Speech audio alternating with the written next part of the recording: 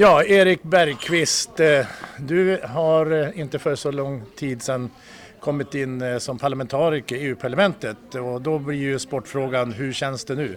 Ja, men det känns bra nu, det praktiska börjar falla på plats. Jag har lärt mig hur man sopsorterar i Bryssel, så nu är det egentligen full fart med de politiska frågorna. Är det stor skillnad att vara MEP som man kallar populärt och regionråd? Du har ju varit regionråd för Region Västerbotten. Ja, det är en stor skillnad att som regionråd så har du en större organisation som kommer med expertis och annat, men som MEP så har du då ett mindre antal assistenter som ska hjälpa dig.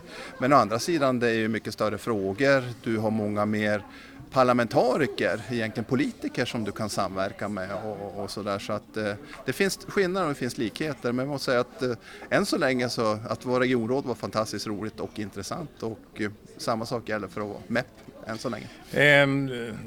Du sitter i något utskott? Vad är det för? Ja, jag sitter i de utskott som jag ville, så jag sitter ordinarie i regionala utskottet, det vill säga jag kan jobba med de frågor jag jobbar med i 13 år, men från ett annat perspektiv, det vill säga hur utvecklar vi Europas regioner? Och det andra är ersättare i budgetutskottet, och det vet jag ju sedan tidigare att man ska ha koll på vad det står i papperna, men man också ha koll på pengarna, och det har jag i budgetutskottet. Och det blir många miljarder att hantera? Ja, hela EU-budgeten är ju väldigt många miljarder om du tittar på hela 7 år. Det är ju faktiskt biljoner som vi pratar om. Och det här är ju det som dyker upp av och till, svensk tv som rapporterar. Och när blir det här med budgeten klart?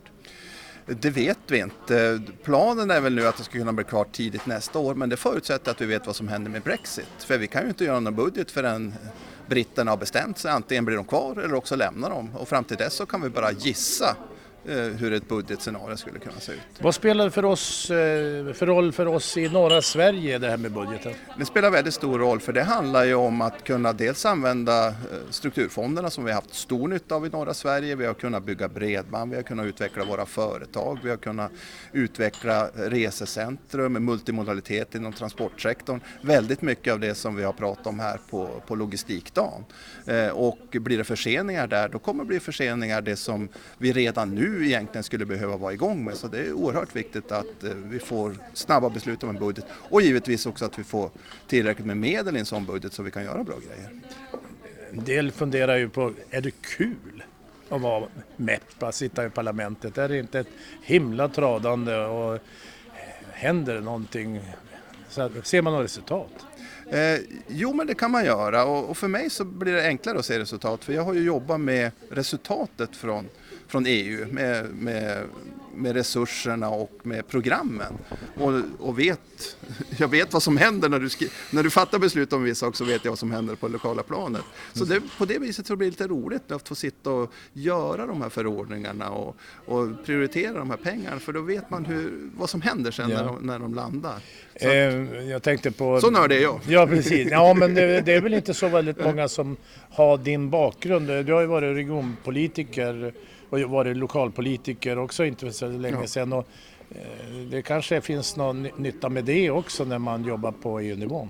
Jo, men jag inser det. Jag har en unik kunskap. Det vi pratar om nu i utskotten och i parlamentet, hur saker och ting ska utformas, det vet jag ju hur det fungerar. Och när det inte fungerar så det är nästan en unik kunskap. Du sitter ju inte i transportutskottet, men vi är ju på logistikdagen här i Luleå och var det frågor som rör både höghastighetsbanan, men självklart också Norrbotniabanan och nya Ostkustbanan. Vad finns det för möjligheter att påverka? Vad är det för någonting där som EU har med det att göra just nu? Ja, dels är ju poängen med infrastruktur är ju att den ska leda någon vart och den ska hänga ihop. Både korta sträckor och långa sträckor. Och där har ju EU ett arbete man jobbar med att knyta ihop Europa och knyta ihop Europa med andra kontinenter. Spelar det någon roll jag jobbar ju på Region Västerbotten med infrastrukturfrågor och vi har politiker som engagerar sig. Har det någon betydelse för det hela att vi lägger ner tid och resurser på de här frågorna, på europeiska politiken? Oerhört stor betydelse. Hade man inte gjort det från dig och många andra uppe i norra Sverige, så hade vi inte fått det här förslaget på förlängning av korridoren nu som den kommer att gå ovanför Stockholm. Och då hade vi inte heller kunnat få finansiering till exempel till Ostkustbanan eller Norrbotniabanan nu när de börjar byggas. Så det var oerhört viktigt att man från regional nivå har påpekat påverka detta för den nationella nivån men också för EU-kommissionen och EU-parlamentet. Annars hade det inte hänt. Du är en av de få parlamentarikerna från norra Sverige. Jag är den enda parlamentarikern från norra Sverige. Tyvärr, jag hade gärna haft sällskap. Det innebär att du kanske blir en parlamentariker, inte bara du är socialdemokrat men för andra som funderar och vill engagera sig och diskutera Europafrågorna, då kan de prata med dig också. Ja, absolut. Även om de inte är socialdemokrater.